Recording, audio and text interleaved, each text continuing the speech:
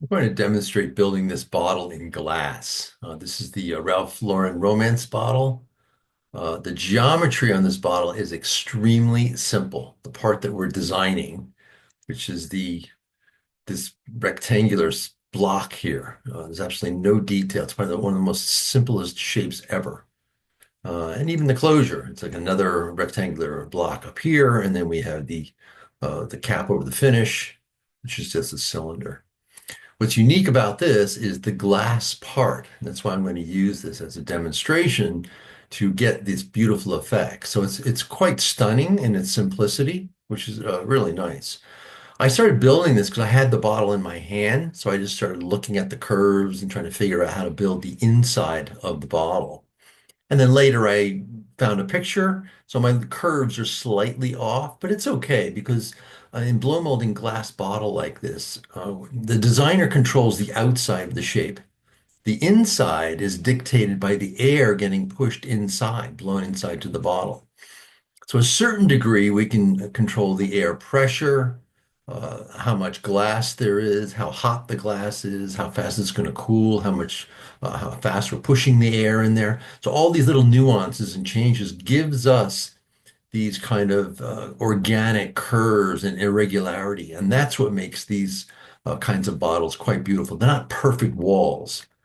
Like usually like a Boston Round, a cheaper kind of bottle that gets blown really, really quickly and it has an extremely thin wall. They're kind of boring. They're glass, but the walls are relatively consistent compared to something like this. So the fact that this is a squared edge outer shape, the glass is blowing into it in this irregular fashion. So in the corners, it's really, really thick. And the way the glass hits the outside of the tool and starts to cool, you get these beautiful shapes. So in building this, I am just imitating what it would look like if it was a real blow mold. I'm not necessarily designing the inside. I'm just trying to build it in such a way that it would look somewhat realistic for a real blow molded kind of a build. Okay, long explanation. So I'm starting off by just building this rectangular block. Let's go into, well, here we can see our nuances. I'm basically going to be tracing these curves. I only have a photograph of the front of the bottle. I don't have a photograph of the side, but these irregular corners are very similar from the side view because I had the actual bottle in my hand. So that's going to be a bit of guesswork. So I'll show you what I did to do that. So let's just um, go right to wireframe. Okay, so there's our bottle, and then I have our part set up.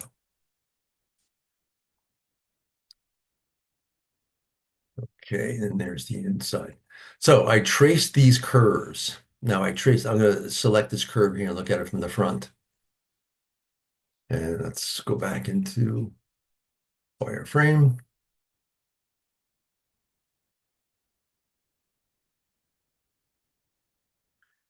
So this curve, I traced it from the front initially, that curve. And then I'm going to go to the top view.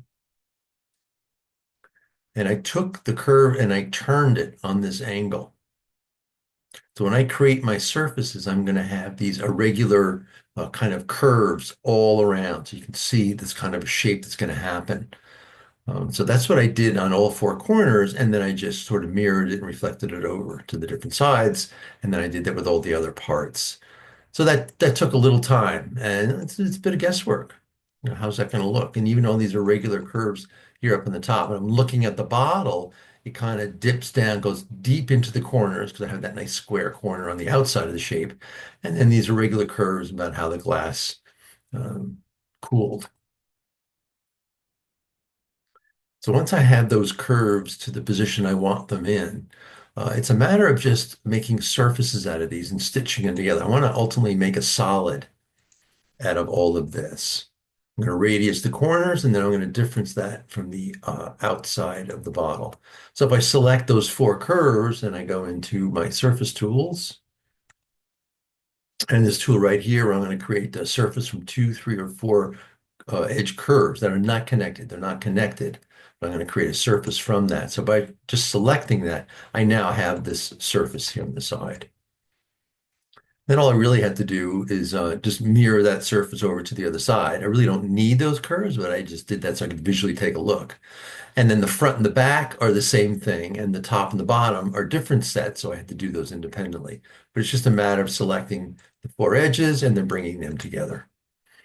So that brings me to this part here, where now I have all these surfaces. I don't think I have the one in the back, but that's okay. So they have these irregular type shapes to them. Let's take a look at let's do it here. So they're very kind of organic. All those curves like that are that's what's going to give us some really beautiful reflections when we render this in glass. All these compound curves. So as a designer, I'm not dictating this. I'm just trying to imitate what this might look like. So once I take all of those, I can just join them together. I select all of them and I use the join tool over here. And then it brings them all together. And then I just selected all the edges and radius them. I've done radiusing or fillets many times, so I don't need to go through that again. But I did these fillets all with the same. I linked all the handles and filleted all the same. So we can get like a nice little bit of a highlight in there. In glass, it's very unusual to have really, really tight edges. Like this is pretty tight, but it's going to look good in the rendering. So once I have this block, set up, all I have to do is put it into the, let's go back to wireframe.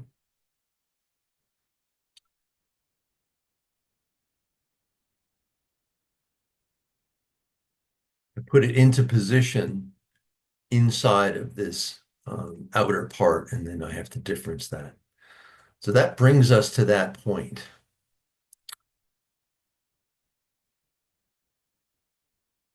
which is right here. Now I have, it's all one solid, and the void, the cavity on the inside has this nice kind of shape. So what we need to do is we need to create the juice, the fluid inside. When you're doing glass, you're going to make the juice out of it 3D solid, but you have to have it not touching the bottle. It needs to be slightly inside. I'm talking a really, really small amount that you won't even see it, but it allows it to render. If you make the juice inside, the solid on the inside touching the glass bottle, it's a weird phenomenon where you have artifacts. It starts to blend together and it doesn't know how to render it accurately. So we need to create a little bit of space. So all I did was take the solid that created the inside of that void and I just shrunk it down slightly. See, here it is over here. Let's take a look. There it is with the slice. I'm going to look at it. Let's look at it from the front.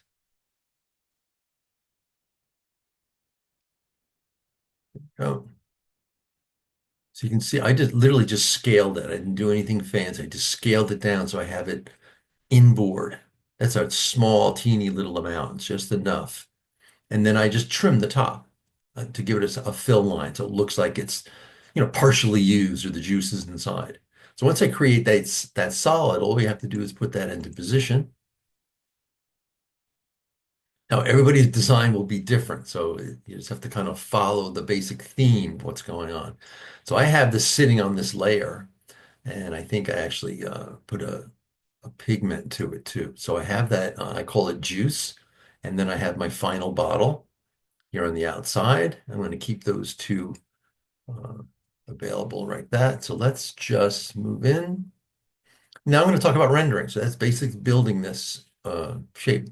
This is going to be all about rendering because there's not a lot of detail in the bottle except for that glass wall.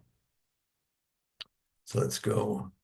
I'm going up to view to control what this looks like. We can also control the parameters of what's going in this viewport under here where it says perspective. If you bring down these menus, these are also ways I can control this. And I'm going to use that when I start doing my ray trace to take a look at the rendering. So if we click on rendering, I already have my background set up. I'm not going to talk about how I did that. That's why it's this kind of cream color.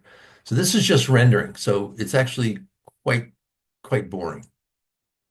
Doesn't quite do it. So we really need to take a look at, and there's the juice on the inside.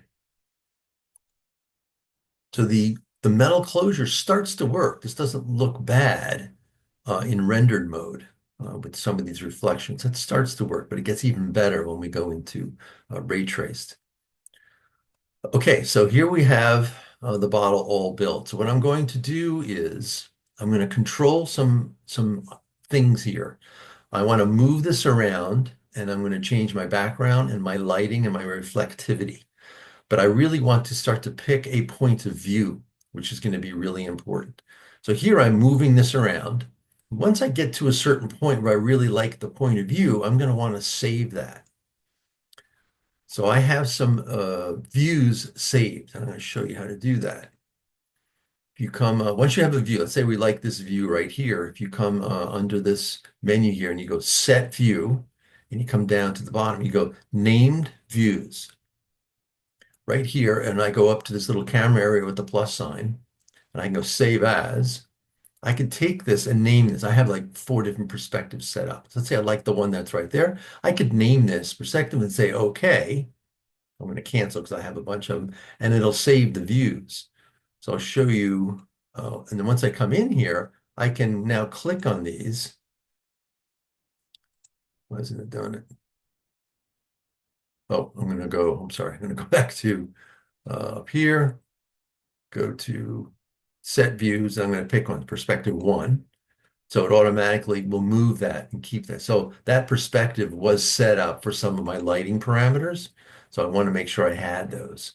I think ultimately I have I think it's a perspective 5 or 4, whatever it's that ultimately. So I'm going to go down to 4 here. And it moved it ever so slightly, but it was set up perfectly for some of the lighting. So depending on what you're doing and you want to move it around, you can save these views for these different perspectives. You can see how the lighting has changed. Okay, so that's setting up your view and saving that. So I'm going to go back to over here. I'm going to go into this rendered mode area. There's a couple things going on here I'm going to talk about briefly.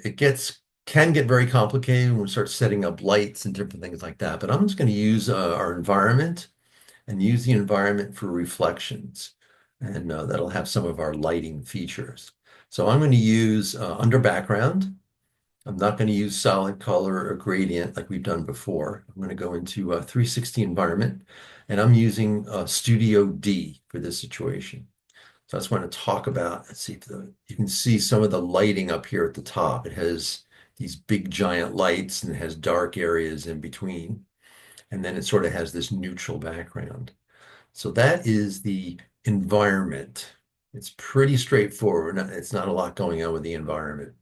But then down here, I'm going to select use custom environment for reflections.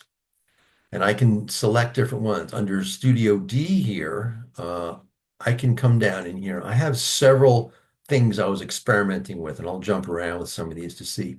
To go get these environments, if you go to the plus sign here, and you go import from library, environment library, they have all these things here. The names are kind of unusual, like, airports and lobbies and sunsets and a whole bunch of different things. So you have to experiment. I'm fooling around with them, trying to figure out what the advantages of some of these are. And what they are, they're just environments with things in the environment. And I'll show some that are quite robust. Or they're very neutral. Like sunset was basically the sky and a horizon line, and you get kind of those reflections inside of your objects. This is very important when you get involved with glass and reflective metal and shiny surfaces and things like that, because it's all about the environment and the lighting. Like if you take something that's really beautifully contoured and you just put it in a white room with nothing in the room, you won't see anything because there's nothing for it to reflect. So this is the kind of the game with rendering on how to do all this. So this is where you can get these environments. Studio D is a pretty straightforward one. I'm going to just show another one to demonstrate how this works. So this is the environment. This is what we'll see around our object. Right now, Studio D, it's just this kind of beige with some lighting. But if we pick some of these other ones that are a little bit more involved, the one I like to show is kind of crazy. This RDJ window. So I'm going to pick that. And this is an entire room. See, even if I'm moving in and out, the room just stays there. There's a window with lights and there's foliage outside. There's furniture, pillows, a whole bunch of things. And if I use this environment, this reddish wood color and some of the lighting and things like that, and even the light coming from that window will reflect into our objects. So it's pretty fascinating. It's an interesting way to do this. So all of these objects, these backgrounds, you have to play around with them and see what's going to work. So I'm not going to use that for this situation. I'm going to keep it neutral, and I think I had it on, was it Studio D? Yes. So I'm going to leave that in Studio D. So I can bring in an environment like that down here. I'm using use custom environment for reflections. So I'm using one called a gemstone because that gave us a nice look and reflections into the object. So let's see. Instead of going into rendering, what I'm going to do is I'm going to go to uh, ray trace. And under ray traced, it's going to show me what the rendering might look like. But I've turned down the ray trace cycles to 10, which is pretty low. I think when you first come in here, it's about 100, which is quite a bit. And then that takes a while to make a nice rendering.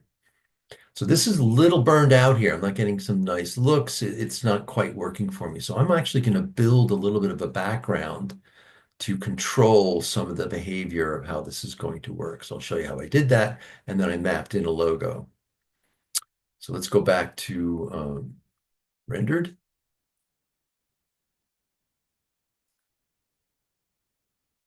Let's do the logo first. So what I did is I created a panel here. So this is a piece of just black and white art. It's just the logo, and I actually just took it off the web. It's a little pixelated, so it's not perfect, but it'll be good enough. So I brought it into Photoshop, created some contrast, and I got rid of the background. So this is a PNG with the background removed. That's very important to do this because we want to make sure that we see just the type on this front of this. So let's just go to front view.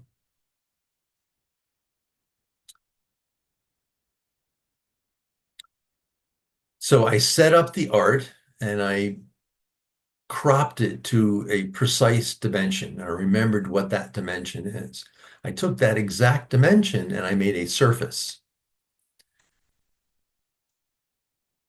and built that surface and centered where I wanted that logo to go on the bottle and just sort of laid that out.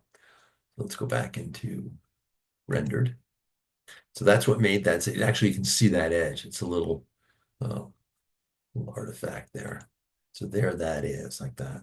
So I'm going to take this off and put it back in so I can show you how I did this. You go into render tools, and we go under materials. I'm going to just take this off. I'm just going to go to my plaster, which is how I did this originally. I'm just going to right click and say assign to objects. So there is the surface that I built.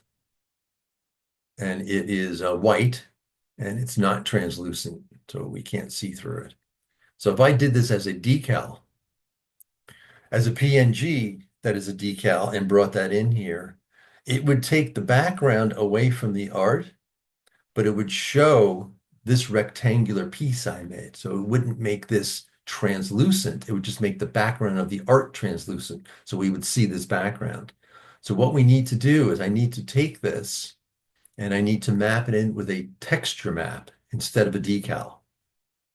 So I'm going to go to my texture map tools, and I have the logo right here, a PNG logo. So I'm going to click on that and hold, and I have this little white arrow thing, and I'm going to drop it onto here. That piece of art is exactly the same size as this rectangular piece I made in here, the geometry. So it's going to center itself on there because I'm not mapping it like a texture map. It's just one position. It's only being mapped on there once. So the repeat is under 1, which is right here. If I added this 6, then it would repeat that like 6 times on there. We don't want that. So in this situation, it allows the background to be clear so we can see through it. And now I have the black logo on the front of that bottle. So that's how you map onto a clear bottle. So let's go back to our, I'm just going to do perspective randomly so I can start moving it around. We can take a look. So we're going to go back to our rendered area. This is where we're going to start. So I rendered this and didn't look quite great. So I'm going to control my background a little bit. I'm going to make a piece that for a background. I'll show you how I did that. So in my background, I brought this in. Now I did this with I think paint color in like a medium gray, and I kind of turned it on an angle, so I'm getting these unique reflections. But what I did was I built it in a curved shape. So let's go back to in here. I'm going to do let's do wireframe. So I created this rectangular slab, and I'll show you how I did that. Top view. It's like a seamless background, like in a photo studio, and I just kind of turned it on an angle. So let's build another one. So all I really did was I went to my surface tools and I made a surface. So I was going to draw that over here, uh, about like this. And I'm going to select that. I'm going to look at that from the right view.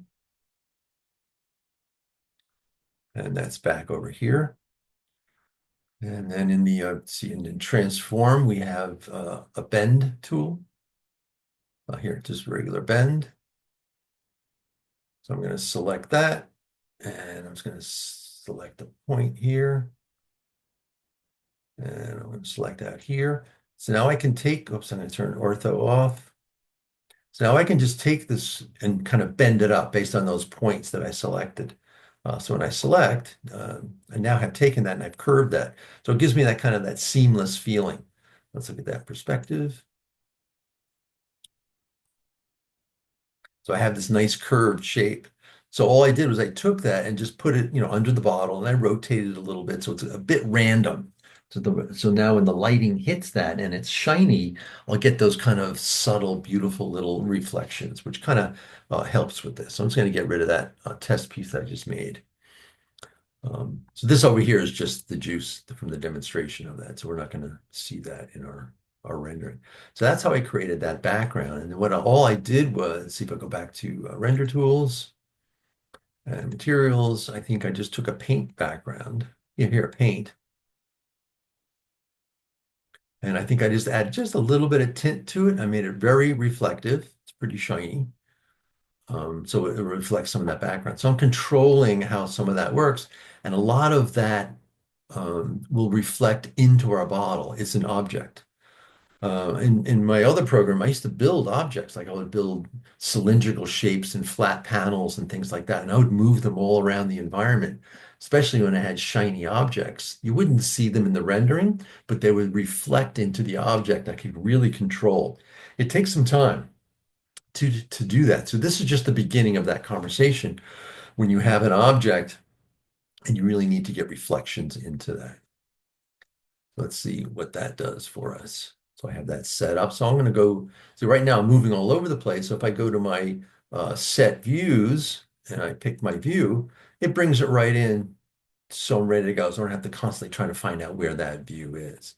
Let's go back to our rendering over here on the right. So I have the Studio D and I have in Gem Studio. So let's take a look at that in Ray Trace and see what we have.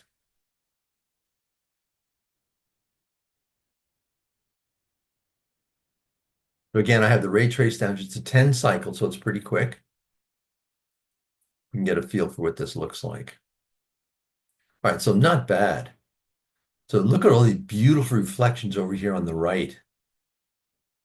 So all these nuances in the glass, it looks quite beautiful.